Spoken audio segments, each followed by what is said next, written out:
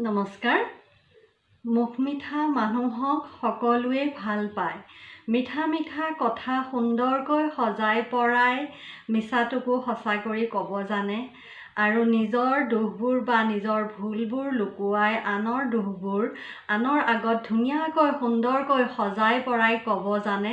সেই মানুহজনক সকলোৱে ভাল পায়, সমাজৰ সকলোৰে প্ৰিয় হৈ পৰে, নামঘৰৰ আগশাৰীত বহিবলৈ স্থান পায় আৰু সেই মানুহজনক সকলোৱে সেইবাবে ভাল পায়।